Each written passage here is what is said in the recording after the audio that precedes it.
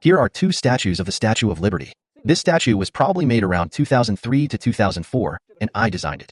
This was made by the same family that made the original Statue of Liberty, and it was designed by me. After he completed it, he said, "Can you tell me what the concept of your design is?" I put it in my office. I said, "This is called the Chinese Communist Party." She's holding quotations from Mao Zedong and preparing to rape freedom and the rule of law system of the West.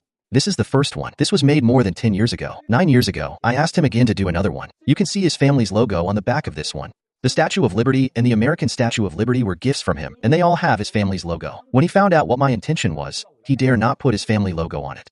So, we cannot find the logo at the back of this one. He said, "Tell me the concept of your design, and I will build it for you." I said that the CCP has raped Western freedom and used its red flag to replace the American Constitution. She is now holding the American Constitution. At that time, the US lawmakers had already destroyed the American Constitution. This crown was broken during transportation. I said this about 9 years ago. Time flies. I have also designed a 3.7 meter, all copper, all solid one. Can you guess what she is holding in her hand? Half of it is the CCP's Constitution, and the other half is the American Constitution. She has two different shoes on her feet. One is a red shoe that symbolizes the Long March in China, and the other represents Wall Street. What she is holding in her hand is called socialism. And who has the face?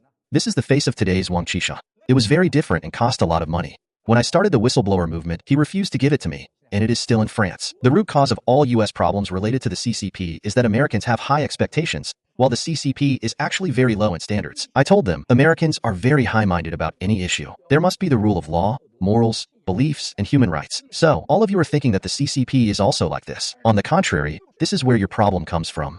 They were surprised. Several people shook hands with me, hugged me, and said, "What you said was exactly right." Yesterday, you also witnessed that Mr. Bannon and I told the most powerful person on the committee of the present danger, and I said, all the problems of the think tanks in the US are thinking too highly of the CCP. President Trump may be scolded for saying whatever is on his mind, but he still thinks too highly of the CCP. So, the Chinese Communist Party is a gangster, a rapist, and a criminal organization. Many years ago, I foresaw that the Communist Party would be like this. Therefore, the essence of the China-US trade war is deception by the CCP.